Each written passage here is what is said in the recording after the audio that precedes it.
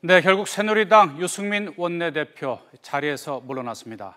이 박근혜 대통령의 지난달 25일 이른바 배신의 정치 발언 이후 13일 만인데요.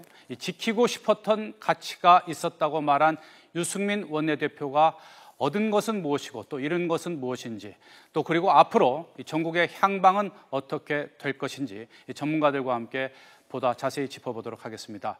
덕성여대 조진만 교수 그리고 손종혜 변호사 자리 함께했습니다. 어서 오십시오. 예, 안녕하십니까. 안녕하세요. 자, 먼저 이 유승민 원내대표가 어제 이 출근길에서부터 의총을 거쳐서 이 사퇴 해견문을 읽기까지 그 긴박했던 상황을 화면으로 보신 다음에 대담 이어가도록 하겠습니다. 오늘 그 결론이 나면 입장 발표 같은 거 하실 예정이신가요? 첫 의총이니까 아주 기탄 없이 의견 개진을 하기로 그렇게 했습니다. 사퇴할 이유를 모르겠다고 하는 자체가 사퇴할 이유입니다. 많은 의원들은 의견을 충분히 다 듣고 실질적인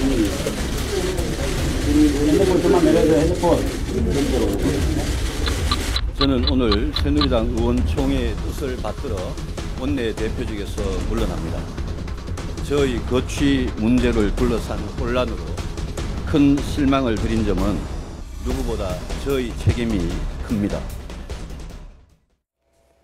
네, 새누리당의 의원총회에서 또 오후였죠. 유승민 원내대표의 이 사퇴 회견 발표까지 이 새누리당의 숨가빴던 이 상황을 지켜봤는데요.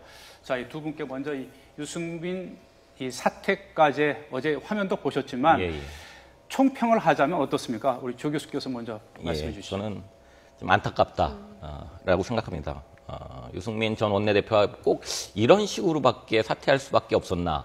여러 가지 기회들이 있었는데요. 그러니까 결국은 청와대도 그렇고 새누리당도 그렇고 외형적으로는 문제를 해결했다라고 보여지지만 실질적으로 갈등을 원만하고 발전적인 방향에서 해결하는 정치력은 좀 부재했던 게 아닌가라는 생각이 듭니다. 네, 우리 손 변호사는 어떻게 보셨습니까? 저는 일단은 새누리당, 청와대 모두 그 상처뿐인 결과만을 가져왔다라고 보이고요. 새누리당만 얘기를 한다고 한다면 결국은 수평적 당청 관계라는 명분은 어디로 가는지 보일 수가 없고 오히려 청와대 출장소로 전락하는 모습을 국민들한테 보여줬다. 절차적 민주적 정당성도 상실된 상황에서 원내대표가 물러나게 되는 상황은 국민들 입장에서 굉장히 불편했다라고 보였습니다. 네. 앞서 교수님께서 여러 가지 기회가 있었다고 말씀하셨거든요. 구체적으로 어떤 타이밍을 놓친 걸까요? 뭐 조금 더 구체적으로 질문을 드리면 비박계 입장에서는 유승민 원내대표를 비호할 수 있는 기회를 놓쳤다 이런 시각도 있는데 어떤 기회들이 있었나요?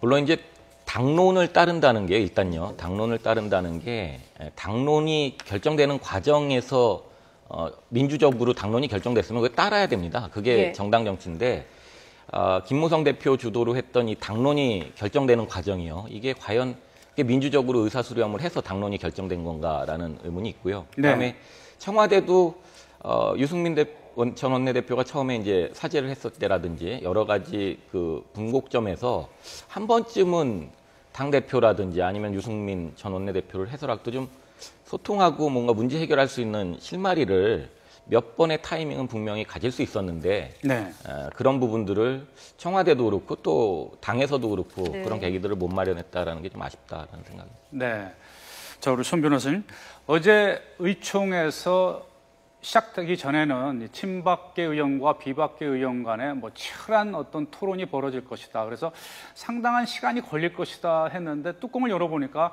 33명의 발언 신청자 가운데 딱 2명만 사퇴에 반대한다고 얘기를 했고 결국은 또 혹시나 또 표결로 이어지지 않을까 했는데 뭐 12시 전에 사실상 의총이 끝났어요. 그 기류가 어떻게 확 바뀌었다고 봐야 되나요? 기류가 바뀌었다기보다는 결국 정치에도 이상론이 있고 현실론이 있는데 이상적인 정치는 신념과 정치적 소신, 민주적 정당성을 찾는 길이겠지만 결국 현실적으로는 청와대야 등을 질 수는 없다. 지금 새누리당이 또 내년 총선을 앞두고 콘크리트 지지, 박근혜 대통령의 지지까지 우리가 등을 돌리게 할 수는 없다라는 어떤 현실론을 선택할 수밖에 없는 대세적인 기류가 있었던 것은 분명하고요. 그런 대세적인 기류 속에 반드시 소수 의견은 있었습니다. 그럼에도 불구하고 우리 손으로 뽑은 원내대표를 이렇게 불명예 퇴진하는 것은 어떤 정당의 민주성에 반한다, 권력분리 원칙에도 반한다라는 소수 의견이 분명히 있음에도 불구하고 이것이 자유롭게 개진되는 의원총회의 분위기는 아니었던 걸로 보입니다. 이 소수 의견을 가진 의원들은 분명히 표결로서 정당한 절차를 진행하자고 했지만 그 주류적인 의견들이 그것에 대해서 그 얘기를 자유롭게 토론하지 못하는 결과를 또 분위기를 만듦으로 인해서 어떤 김무성 대표의 대세적인 의견, 이것이 조금 밀어붙이는 형국으로 어제 의원총회 결과는 종료가 됐고 그 결과 그 뜻을 받들여서 유승민 대표가 사퇴하는 것으로 이렇게 결론이 지어졌습니다. 네. 저 주 교수님, 예. 결국 배신의 정치 발언 뒤에 예. 이 지난달 25일이었죠. 이제 박 대통령이 국무회의에서 그런 발언을 한 뒤에 13일 만에 결국 이제 유 원내대표가 물러났습니다. 예, 예. 이 새누리당, 여당의 이 내분, 또 개파 간의 갈등, 봉합이 된 겁니까?